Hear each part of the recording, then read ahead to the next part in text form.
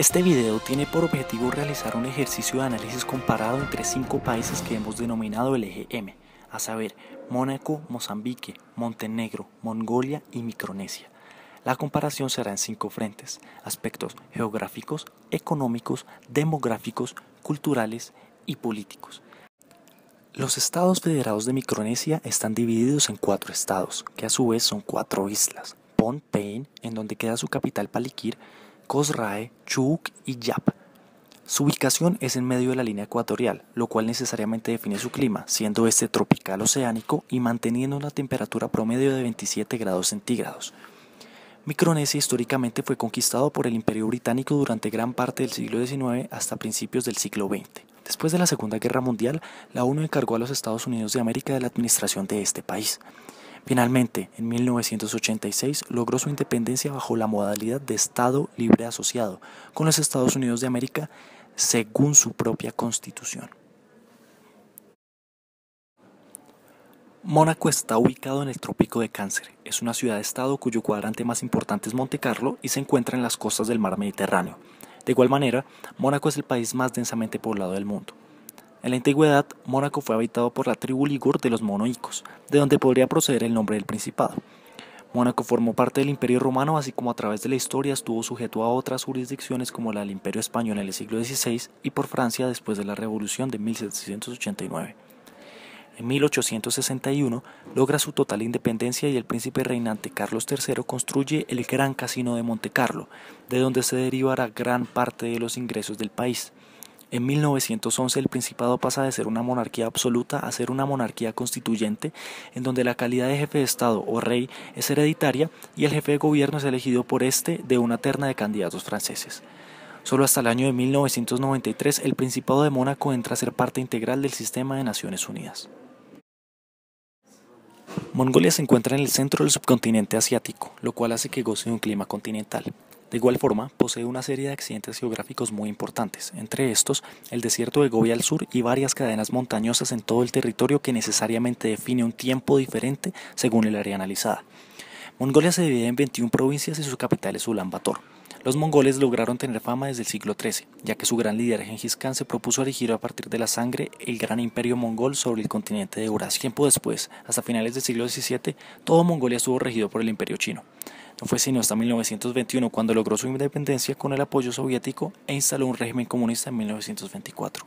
Hoy en día, después de la disolución de la URSS, Mongolia acogió en su seno la democracia parlamentaria, en donde los partidos políticos postulan a un presidente, este es escogido por voto popular y su mandato es de 4 años con posibilidad de ser reelegido inmediatamente.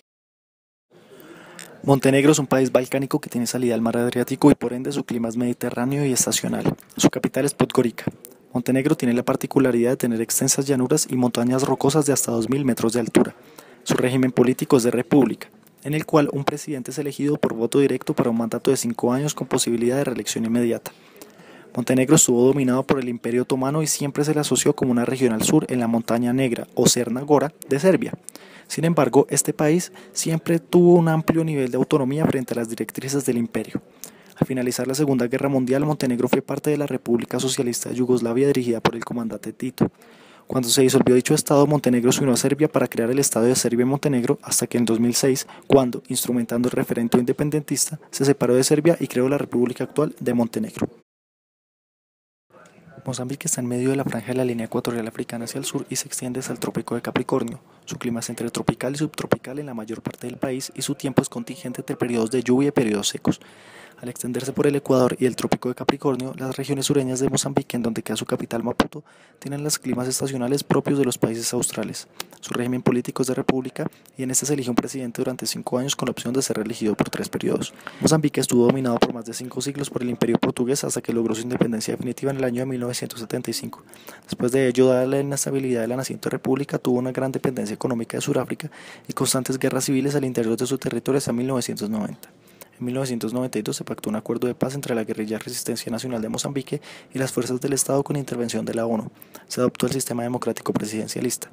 A partir de los escándalos de corrupción de las últimas elecciones, la ONG Freedom House catalogó a Mozambique como un país no democrático. Con lo anteriormente es posible ver que los 5 países están ubicados en regiones diferentes del globo y tienen unas particularidades distintas en su geografía física, a la vez de un devenir histórico y régimen político distintos. En relación a las organizaciones internacionales vemos que países como Micronesia, Mozambique y Mongolia hacen parte del G77, que es un grupo de países en vía de desarrollo cuyo objetivo es sustentarse y apoyarse en las deliberaciones de la Asamblea General de las Naciones Unidas. Mónaco, Montenegro y Mozambique hacen parte de Interpol, que es la mayor organización de policía internacional y ayuda a combatir la delincuencia internacional. Micronesia, Mongolia, Montenegro y Mozambique hacen parte de MIGA, que es el organismo multilateral de garantía de inversiones que ayuda a promover la inversión extranjera directa en los países en vía de desarrollo. Ahora bien, el centro de análisis de este video consistirá en la siguiente pregunta. ¿Son las condiciones propias de la geografía aquello que realmente determina que cada uno de estos países tenga tan desiguales niveles de crecimiento, riqueza o empleo? La hipótesis geográfica que se controvierte en el texto ¿Por qué fracasan los países? Indicaría que sí. Empero, los autores argumentan que las particularidades geográficas de cada país no tienen una influencia directa en los niveles de desarrollo de cada uno de ellos. Para entrar a demostrar esta tesis que este trabajo comparte, es menester entrar a estudiar los aspectos económicos.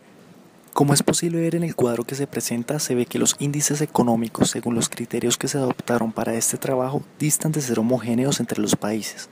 Por ejemplo, en el caso de crecimiento anual, es posible ver que mientras Mongolia tiene un crecimiento superior al 12%, Montenegro decreció en un 0.5%.